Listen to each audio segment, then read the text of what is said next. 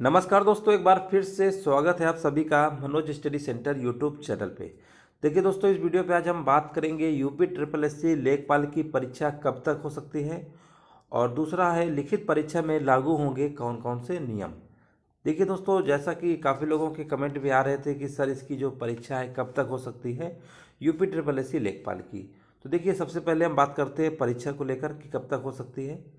देखिए, जैसा कि आप सभी को पता होगा कि यूपी में विधानसभा के चुनाव चल रहे हैं, इलेक्शन चल रहे हैं और यहाँ पर जो आपके इलेक्शन है 10 मार्च को, इसका क्या होगा, फाइनल रिजल्ट आ जाएगा किसकी सरकार बनती है। दोस्तों, जब रिजल्ट आ जाएगा 10 मार्च के बाद तो कम से कम नई सरकार का गठन होगा। उसी के एक हफ्ते 2 हफ्ते बाद ही मान लीजिए, कम से कम 2 हफ्ते बाद मान लीजिए कि इसकी परीक्षा की डेट अनाउंस हो सकती है मार्च लास्ट तक। ठीक है ना, मार्च लास्ट वीक तक मान सकते हैं, लास्ट वीक तक आपकी जो है इसकी एग्ज़ाम डेट अनाउंस की जा सकती है। और इसमें एग्ज़ाम डेट आपको पता है कि पीईटी में जो सफल अभ्यर्थी होंगे उसी के अकॉर्डिंग कट ऑफ बनाई जाएगी। ठीक है ना, और पीईटी में कितना कट ऑफ रखा जाता है ये सारी चीज़ें आपको मार्च के लास्ट वीक में बताया जा सकता है। अगर मार्च में नहीं होता है तो अप्रैल के फर्स्ट वीक में, वैसे मोस्टली चांस जो आपके मार्च के लास्ट तक है।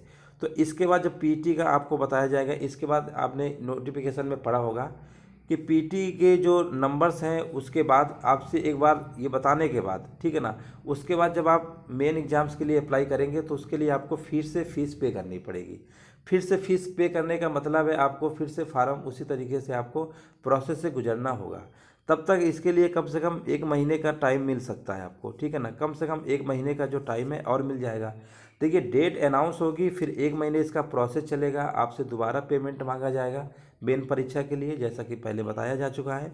तो 1 महीना और मान लीजिए, अगर ये मार्च लास्ट तक भी अगर इसकी डेट अनाउंस हो जाती है तो ये मान लीजिए अप्रैल आपका लास्ट तक, तो मान के चलिए कि अप्रैल लास्ट तक इसका पूरा प्रोसेस कंप्लीट हो जाएगा।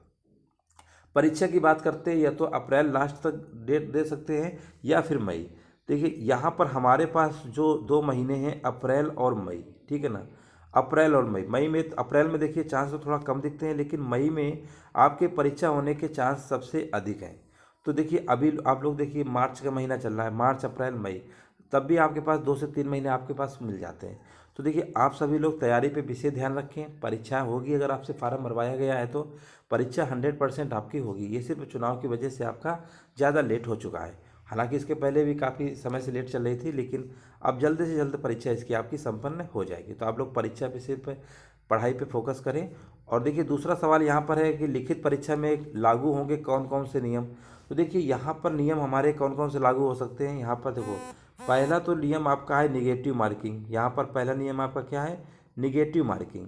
निगेटिव मार्किंग जो है आपकी 1/4 रहेगी। ठीक है ना, गलत प्रश्न अगर आप करते हैं तो आपका 1/4 नंबर कट जाएगा। तो 1/4 निगेटिव मार्किंग रहेगी। और दूसरा क्या है, नॉर्मलाइजेशन। नॉर्मलाइजेशन सिस्टम आप सभी को पता होगा। ये सिस्टम तभी यूज किया जाता है जब परीक्षाएं आपकी एक से अधिक शिफ्ट में होती है। तो ये भी आपके चांस है कि नॉर्मलाइजेशन अगर एक से अधिक शिफ्ट में होगा तो नॉर्मलाइजेशन भी लगेगा।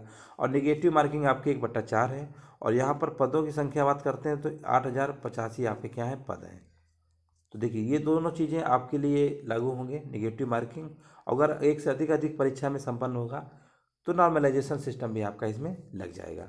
तो इस तरीके से देखिए, आपकी जो संभावित डेट है वो हमने आपको बता दिया है। अप्रैल मई के महीने तक, मई तक मान लीजिए कि इसकी परीक्षा जो है, प्रबल डेट है, मई के महीने तक इसकी परीक्षा आपकी हो सकती है।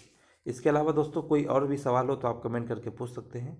जो भी जानकारी जैसा भी लगी हमने आपको बता दी, जिस तरीके से हमें पता था। चलिए, वीडियो देखने दोस्तों, धन्यवाद।